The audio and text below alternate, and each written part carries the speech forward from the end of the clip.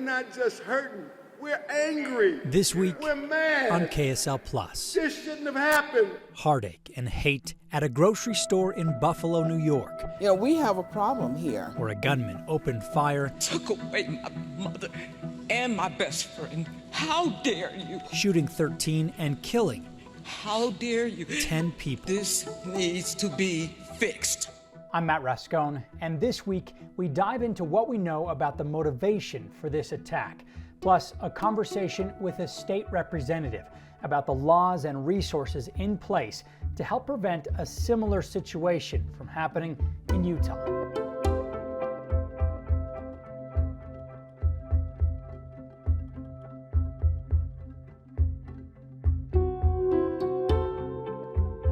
There's just too much hatred.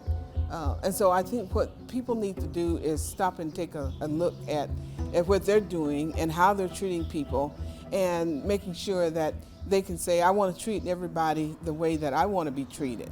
And so if you don't want people calling you names, or you going to the grocery store and can't come out and go to your car and go back home and you feel safe, you know, we have a problem here. Janetta Williams is the president of the Salt Lake chapter of the NAACP. You know, it's like a life and a person's life doesn't matter at all when they can just say, I'm just going to go and kill a lot of black people. I'm just going to go and kill a lot of Asian people, because we had that going on. And people were knocking older women down and kicking them and assaulting them. And so we have all those different things. But I think it's a time when people need to really stop and look at the way they treat people, and look at what they think, and maybe even what they're watching TV, and some of the games that kids are doing. The Justice Department is investigating the Buffalo shooting as a hate crime. Investigators say the suspect wanted to kill black people and likely became radicalized through social media and online gaming platforms. In a 180-page document attributed to the suspect, he writes that he was influenced by a controversial social media platform. He also talks about what's called the Great Replacement Theory, a racist ideology that claims there's an effort to replace white Americans. They clearly feel, quote unquote, that their America, whatever the hell that means, their America is being taken from them, whatever that phrase means. First of all, it's not their America. It's our America, by the way. It's low-level incitement with horrific consequences. Amos Giora is a law professor at the University of Utah. On the topic of extremism, racism, and free speech, which is at the end of the day what we need to discuss. He's considered an expert in areas like extremism, terrorism, religion, criminal law, and national security. And I don't know, does that qualify me? Given my scholarship, I guess maybe. I've lectured widely on this. I teach this stuff, and you know, maybe the bottom line question, of which there are many bottom line questions here. One, was I surprised that a Buffalo happened? The answer, of course, is no. In the same way that was I surprised when Charlottesville happened? No. Was I surprised when Pittsburgh happened? No. And the litany goes on, tragically. Yeah. Here's his take about what this attack tells us about America. Maybe you can get into why it is that these don't come as a surprise, incidents like this. Because I think that white supremacists or white supremacy and racism and unhinged anti-Semitism have become legitimized by three distinct actors. And when I say, and not only legitimized, but I think more than legitimized, they have become enabled by three distinct actors. One are some of America's politicians. Two are members of your profession. And three is social media. And you take A and or B and or C, and it's frankly beyond combustible. And if anybody, when they heard about Buffalo, said, oh my God, this can't be happening, they're not at all attuned with what's happening in America. They're living under a rock. Maybe it's pleasant to live under a rock. In the same way that, frankly, when Pittsburgh happened to the synagogue, I don't think any of us who are, are members of the Jewish community were not surprised at all. And when Charlottesville happened, I don't would like to think that nobody was, oh my God, this can't be, because that combustible combination of unhinged incitement. And I know this makes people uncomfortable. I'm aware of that because I see the pushback to my writings, but I'm a firm believer that we need to apply. I mean, people like you are regulated by the FCC, the Federal Communications Commission. You have guidelines and criteria, and you have, I mean, it is what it is. And I think we need to do that with social media. And in addition to that, I think that we need to have, albeit difficult, which is fine, a difficult conversation with respect to the tolerating of speech by politicians. And you take all three together, and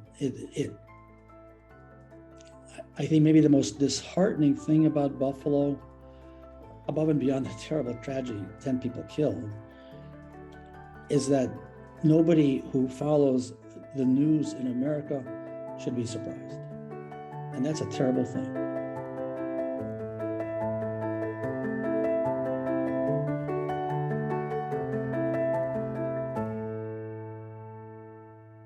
The Associated Press reports that in his senior year of high school, the Buffalo shooting suspect was asked in an online learning program what he planned to do when he retired. His answer? Murder-suicide. He was taken into custody and to a hospital for a psychiatric evaluation under a state mental health law, but released a day and a half later. An investigation found no specific credible threat against a school or individual. You know, I think that from what we know at this juncture about this, the shooter, is that he was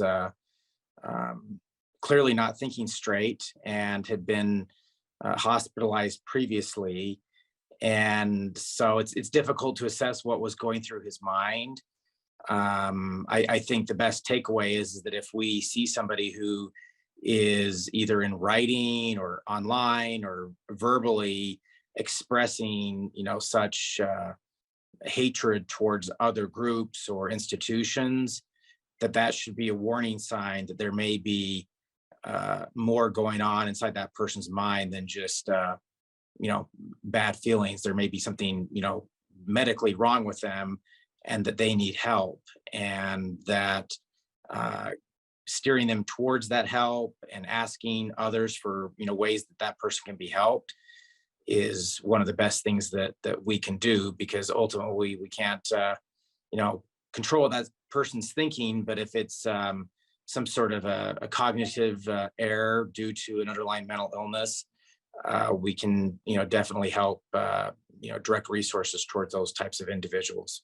In the back half of this episode, my conversation with State Representative Steve Ellison about the programs and resources available in Utah to prevent tragedies like the one in Buffalo, and a recent law that created a way for people to voluntarily restrict themselves from buying a gun.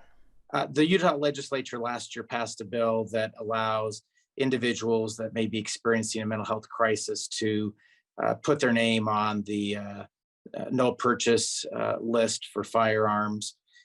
We also have a safe harbor law in Utah that allows an individual to have law enforcement temporarily hold their firearms for them. So here in Utah, we do have resources where somebody can, while they're in a position to maybe think a little bit more clearly about something of this nature, prohibit themselves from having a firearm in their possession, where in some future state they may be not thinking as clearly. So would that have had any impact on the situation in Buffalo? Hindsight's always 20/20, but Utah is one of the few states that has this mechanism in place. And theoretically, a mental health practitioner that's working with somebody being discharged from an inpatient setting could talk to the individual and say, hey, there's these two different programs available, and that could help protect you and others potentially in the future.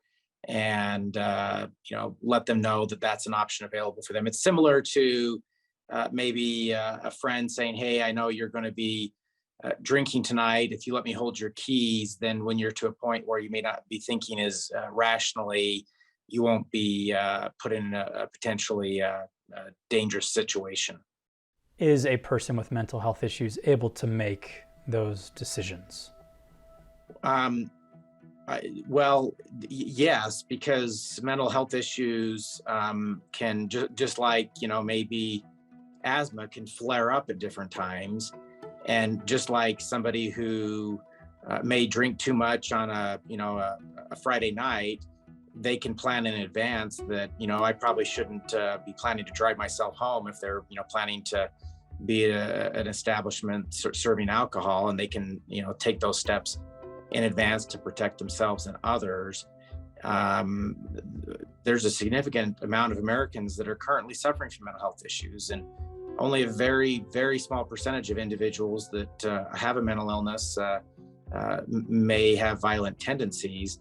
But when we know somebody that may be in that category, that's especially important to talk with somebody else about how that person could get the help that they need.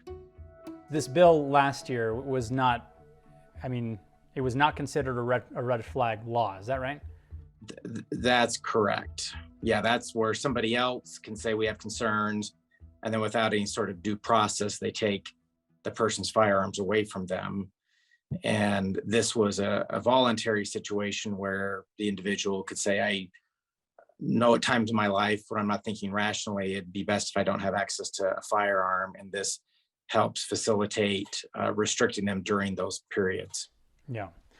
Without a red flag law in place, which I think, which I assume you are opposing. You don't want something like that in place. What is the alternative for people who have those types of concerns?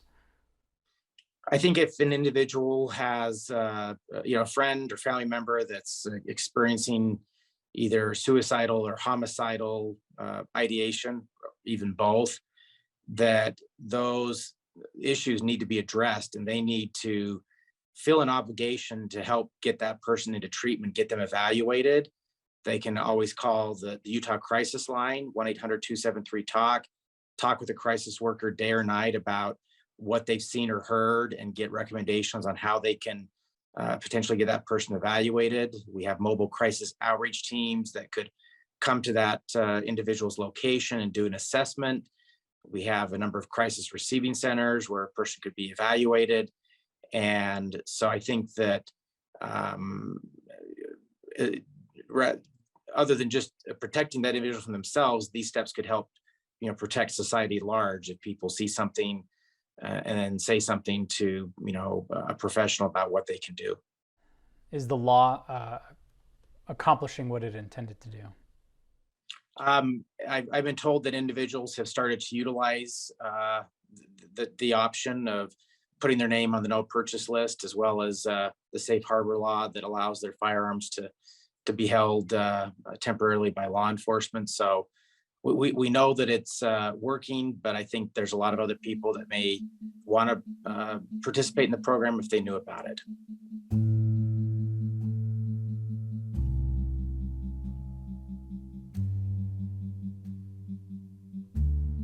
Yeah, what we know about most mass shootings is that the shooter often gives some sort of a hint or tip to others that they may be planning such a horrific event.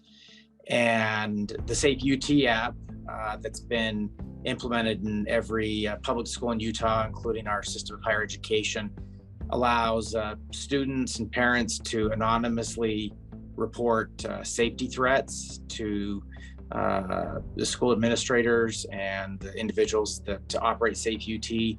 Those tips are monitored 24/7, 365. And if there is a threat that's of a public safety nature, that is addressed immediately.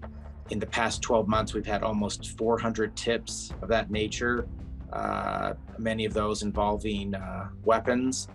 And we've had a number of situations where when somebody saw something or heard something, they decided to say something and utilize Safe UT to do that.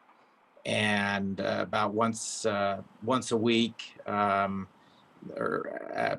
more frequently, there are weapons confiscated and planned school attacks that have been foiled because of the Safe UT app. Something we've been working on is to increase access to mental health resources through crisis receiving centers, through things like the Utah Crisis Line, the Utah Warm Line, mobile crisis outreach teams. So I think that it's imperative that everybody is well versed on these public resources for individuals with mental health issues. And if they see a family member, loved one, or friend that is experiencing those issues of either potentially self-harm or homicidal ideation, that they encourage that person to get treatment, and depending on the nature of the threat, report that through something like the Safe UT app or directly to law enforcement. Is there, how much more work in your mind is there to be done? I think that the public awareness has a lot of room for improvement. And when somebody makes a threat, that is often a call for help for themselves, because they are experiencing often some sort of a serious mental health issue. And to the extent that the people that are closest to them see those things, hear those things, that they take every step possible to get that individual help. And if they need somebody to even, talk to about this, if they have a loved one or friend in this situation, they can always call the Utah Crisis Line at 1-800-273-TALK and just share with the crisis worker what concerns they have, what they've seen or heard, and what additional steps they may take to be able to help protect that person or, potentially the public at large. So along the same lines, how do you and we as a Republican-led state walk the line, that balance between Second Amendment rights and gun restrictions for those who do need them? Well, Utah's been very proactive in trying to educate the public that the vast majority of firearm deaths in our state are suicides. And for our young people, which suicide is the leading cause of death, they most often are getting access to their parents' unsecured firearms. And so making sure that if you own a firearm, that you are responsible in how that firearm is stored, and that it's a trigger lock, cable style gun lock is used, or a gun safe, storing the gun and ammunition separately. Those things can go a long ways towards protecting the life of our young people. And we've also seen mass shooting incidences where the shooter obtained their weapons from their parents, where those weapons weren't properly secured. So, there have been attempts to pass laws to require people to lock up their firearms. Enforcement of such laws would be extremely difficult. And I think that when people are better educated about the risks, not only to their own family, but the community at large, if they have a family member that's struggling, that they will take the steps to properly secure those firearms to protect their family and others. It's a difficult question. And, our attempts have been to better educate the public and to provide resources like free trigger locks and gun safe rebates.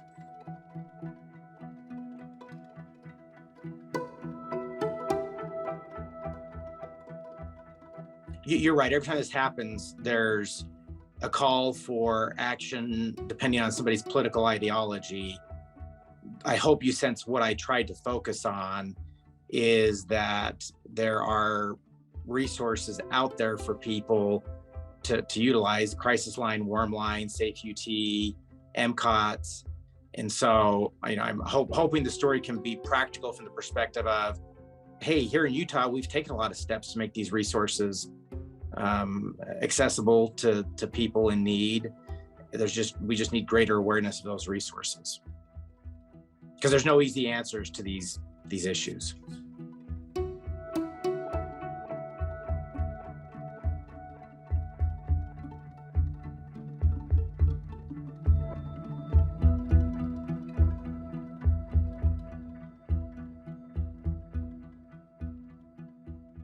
You can get the latest on the ongoing investigation of this shooting in Buffalo on KSL TV. That does it for us this week here on KSL Plus. I'm Matt Rascone. We'll see you again next week.